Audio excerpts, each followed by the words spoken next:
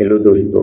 आज हम हाफ मार्च के मोस्ट इम्पोर्टेंट करंट अफेयर्स को देखेंगे जो सभी कंपटीशन एग्जाम के लिए बहुत ही महत्वपूर्ण है, विशेषकर बीपीएससी के लिए। तो चलिए स्टार्ट करते हैं।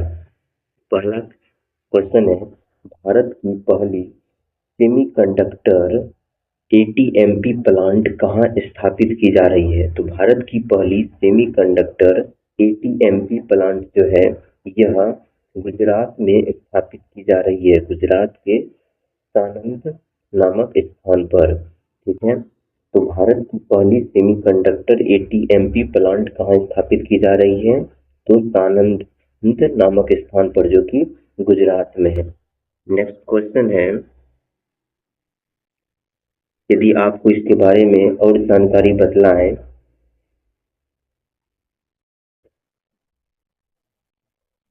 अमेरिका की माइक्रोन टेक्नोलॉजी भारत की पहली सेमीकंडक्टर एटीएमटी, जिसका फुल फॉर्म होता है assembly testing marking and packing plant, Sanand Gujarat में स्थापित की जा रही है। यानी कि ये जो स्थापित कर रहा है तो कहाँ की कंपनी है? ये जो है अमेरिका की कंपनी है। यानी कि अमेरिका की माइक्रोन टेक्नोलॉजी भारत की पहली semiconductor ATMP assembly testing marketing and packaging plant Sanand Gujarat में स्थापित की जा रही है।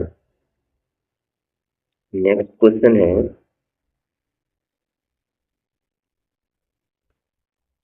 सेमीकंडक्टर एटीएमपी प्लांट किस कंपनी द्वारा स्थापित की जा रही है? अभी आपको जस्ट तुरंत बतलाए हैं, यह जो है माइक्रोन टेक्नोलॉजी कंपनी के द्वारा स्थापित की जा रही है, जो किसका है? तो अमेरिका का है। नेक्स्ट क्वेश्चन है, यदि इसके बारे में फिर से आपको डिटेल से बतना है तो माइक्रोन टेक्नोलॉजी भारत में सेमीकंडक्टर उद्योग को बढ़ावा देने के लिए यह परियोजना स्थापित की जा रही है। नेक्स्ट क्वेश्चन,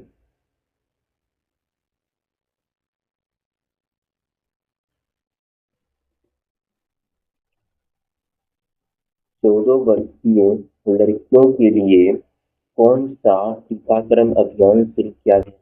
14 वर्षीय लड़की के लिए कौन सा टीकाकरण अभियान शुरू किया गया है?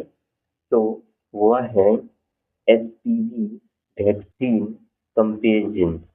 कौन सा है? तो एचपीवी वैक्सीन। तो एचपीवी वैक्सीन जो है यह टीकाकरण 14 वर्षीय लड़कियों के लिए स्टार्ट किया गया है। यदि आपको इसके बारे में डिटेल्स बतलाएं तो भारत सरकार ने एचपीवी का फुल फॉर्म होता है ह्यूमन पेपिलोमे वेरियस टीकाकरण अभियान शुरू किया, जिससे किशोरियों को कैंसर से सुरक्षा मिले। यानी कि ये जो है वैक्सीन इसलिए दिया जाता है ताकि जो है इन किशोरियों को कैंसर से बचाया जा सके।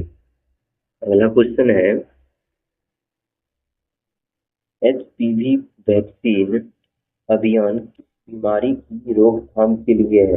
अभी आपको जस्ट बतलाए हैं, ये जो एचपीवी वैक्सीन अभियान जो है तो किस बीमारी की रोकथाम के लिए है? यह जो है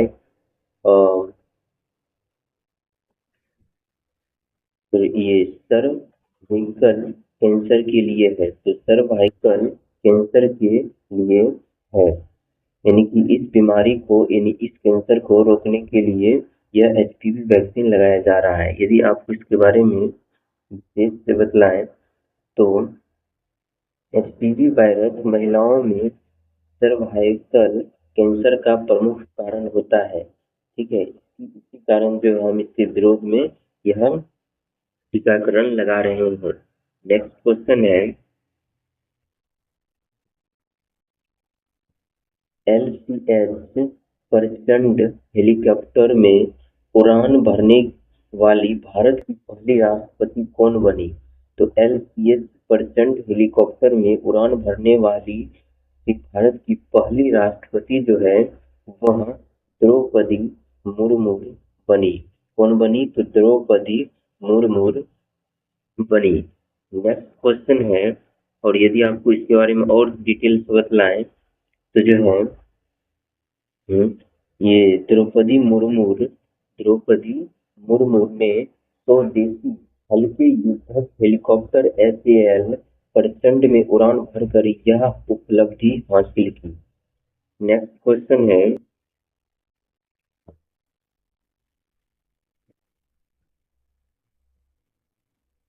पैक्योंग एयरपोर्ट का नाम त्रिलोचन पोखरेल के नाम पर रखने की घोषणा किस राज्य में हुई?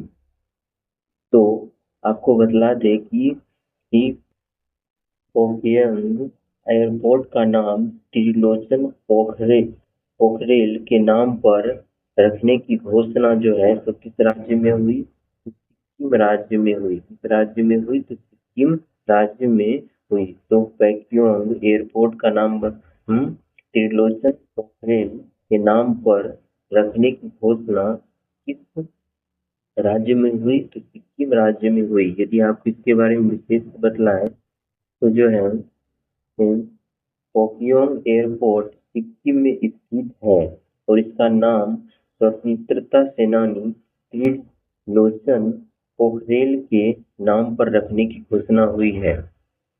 नेक्स्ट क्वेश्चन है, फरवरी 2026 में यूपीआई ने कितने बिलियन ट्रांजैक्शन का रिकॉर्ड बनाया? तो फरवरी 2026 में यूपीआई ने कितने बिलियन ट्रांजैक्शन का रिकॉर्ड बनाया? तो 20.39 बिलियन ट्रांजैक्शन का रिकॉर्ड बनाया। यदि आप इसके बारे में और जानकारी दें तो जो है यूनिफाइड पेमेंट इंटरफेस यानी यूपीआई ने फरवरी 2026 में 20.39 बिलियन ट्रांजैक्शन का रिकॉर्ड बनाया। नेक्स्ट क्वेश्चन है, नाबार्ड ने कौन सा इनोवेशन चैलेंज शुरू किया? तो नाबार्ड ने कौन सा इनोवेशन चैलेंज शुरू किया? तो यह जो है नेशनल क्लाइमेट इनोवेशन स्टार्ट किया। तो नाबार्ड ने कौन सा इनोवेशन चैलेंज शुरू किया? तो नेशनल क्लाइमेट इनोवेशन स्टार्ट किया। यदि आप इसके बारे में और जानकारी दें तो जो है नाबार्ड ने कृषि और जलवायु डेटा नवाचार के लिए यह चैलेंज शुरू किया।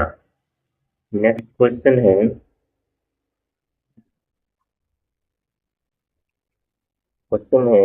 नोएडा इंटरनेशनल एयरपोर्ट को एरोड्रोम लाइसेंस किसने दिया? तो नोएडा इंटरनेशनल एयरपोर्ट को एरोड्रोम लाइसेंस किसने दिया?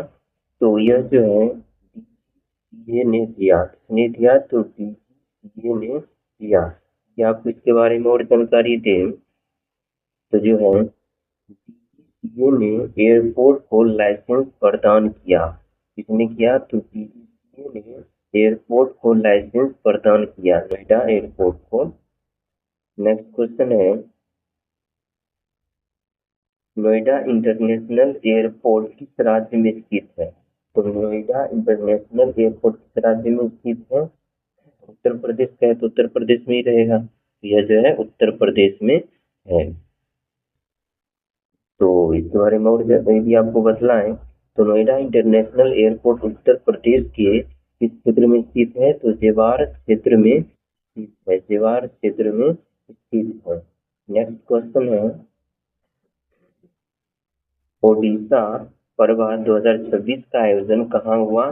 तो ओडिशा पर्व 2026 का आयोजन जो है तो नई दिल्ली में हुआ। कहाँ हुआ? तो नई दिल्ली में हुआ। नेक्स्ट क्वेश्चन है,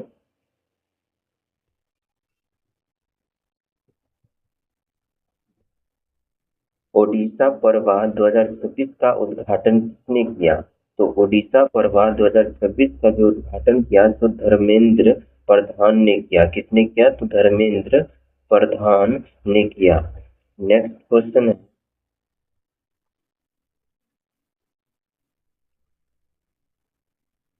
और यदि आपको बतला दे ये धर्मेंद्र प्रधान कौन है? तो धर्मेंद्र प्रधान ये वहाँ की ये केंद्रीय मंत्री है। धर्मेंद्र प्रधान क्या है? तो केंद्रीय मंत्री है। नेक्स्ट क्वेश्चन, मार्च 2026 में हिमाचल प्रदेश में कौन सी मौसमी घटनाएं चर्चा में रही? तो मार्च 2026 में हिमाचल प्रदेश में कौन सी मौसमी घटनाएं चर्चा में रही? तो हीट वेव। हीट वेव जो है मार्च 2026 में हिमाचल प्रदेश में मौसमी घटना के रूप में चर्चा में रही। यदि आप इसके बारे में और बतलाएं तो जो है हिमाचल प्रदेश में मार्च 2026 में असामान्य रूप से जल्दी वेव दर्ज की गई। नेक्स्ट क्वेश्चन, हिमाचल प्रदेश में हीट वेव के दौरान जिले में तापमान 35 डिग्री सेल्सियस पहुंचा। तो किस जिले में? तो वह जिला है ऊना। ऊना जिला में जो है हीट वेव 35 डिग्री सेल्सियस पहुंचा। नेक्स्ट क्वेश्चन है,